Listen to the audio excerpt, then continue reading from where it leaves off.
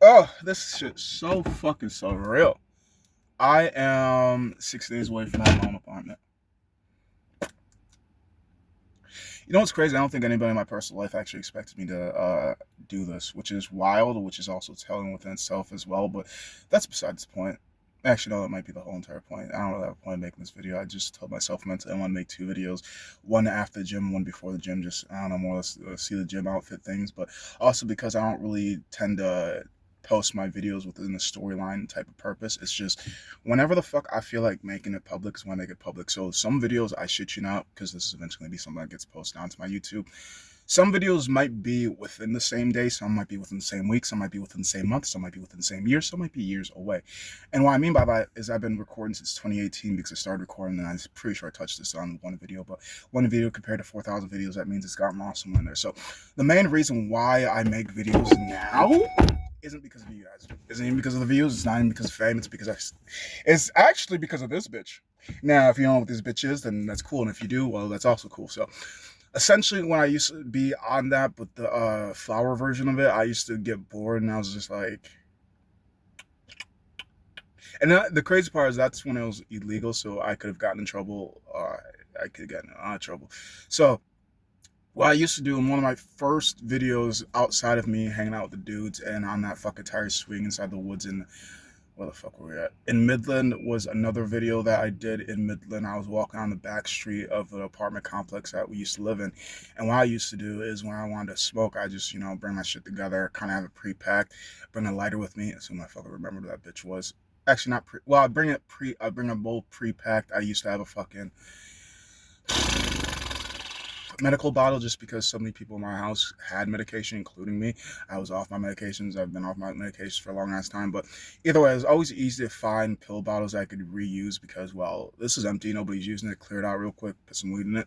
Oh my God, I can't smell the weed. Exactly. That's the point. So I used to carry that shit around with me heavily now and have any pill bottles around me.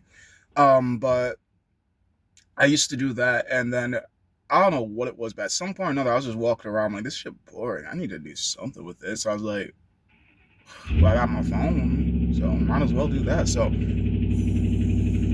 literally, my storytelling, my creative ideas, all this all started off with THC, and people say, "Oh, drugs are so bad."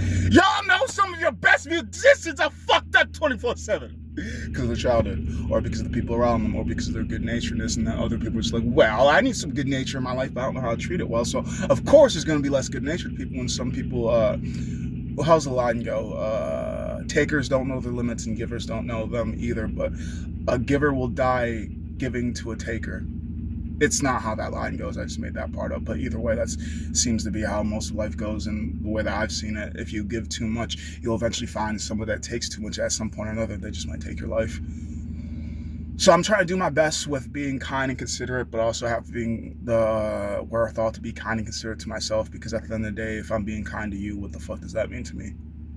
It's essentially how I think about it. It's like helping somebody else build their own home and then still being homeless at the end of the day. And I didn't really realize that until somebody else got me into that viewpoint of the whole entire brick by brick. And it's better to build your home so you could either have people come over, you can give them supply. Don't have them stay. Don't ever have them stay. Don't ever.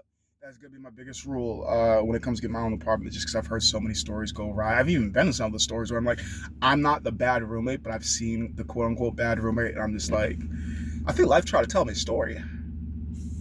I've seen this in two. Actually, I've seen this played out so many different ways. Like, and the crazy part is, I grew up in an environment where you could get away with murder. I never did, but at the same time, I did, and I will admit, regardless of how dysfunctional my family was growing up, there was times I actually had my cousins used to basically stay the whole entire summer. At some point or another, as I got older, I did kind of harbor some random lady that was sleeping at Walmart and helped her kind of get up on her feet and get to where she needed to go.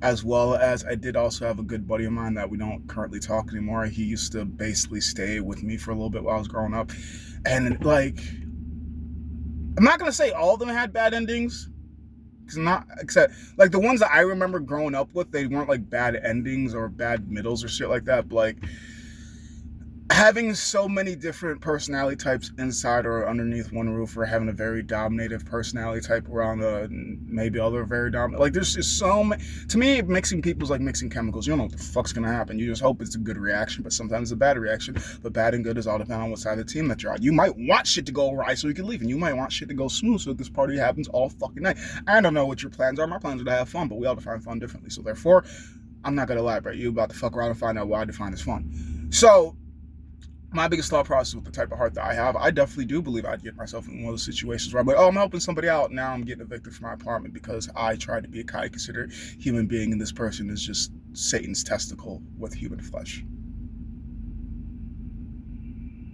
So my number one rule is, what is it? Actually, no, I'm thinking about creating house rules just because, one, this is actually going to be a place that is mine. Two, I am strong enough willed and strong enough tempered and strong enough physically that if I really need to, I will throw your ass out. I don't give a fuck. I don't give a fuck about the connection. I don't give a fuck what you're feeling, because at the end of the day, as somebody that will literally give you the shirt off my back just to make somebody else smile, because I know this ain't my only shirt, so what the fuck am I worried? This ain't my only set of headphones, what the fuck am I worried? These aren't my only pens, what the fuck am I worried? But this is my only house, so this is why the fuck I'm worried. This is my only piece, that's why the fuck I'm worried. This is the only place that I pay rent to, and if I can't stay here, what's the point of being alive? I work so hard just for you to come through in like 5 to 6 seconds and be like, oh, I don't like any of this that you have, let me fuck it up for you. Now I gotta be like, oh, I don't like you breathing, let me fuck it up for you.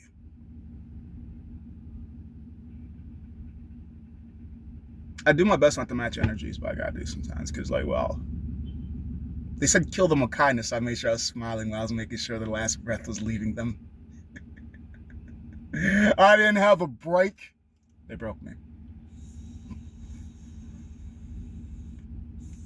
And I will make that 100% known to every individual that enters my apartment.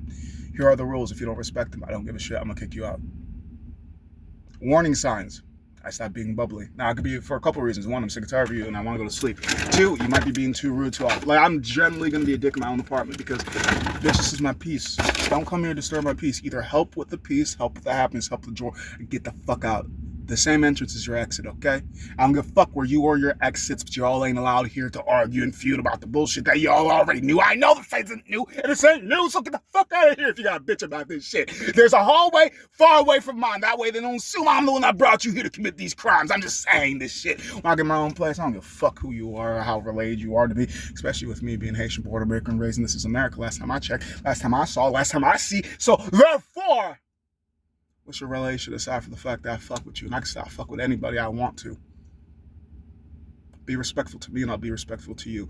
Disrespect me, I'll at least give you a cue. If you don't respect the cue, well, you ain't too cute to fucking leave, dude or chick. I don't give a single shit, including it. I really try to be accepting of everyone, but everyone doesn't accept me, so who the fuck are you again?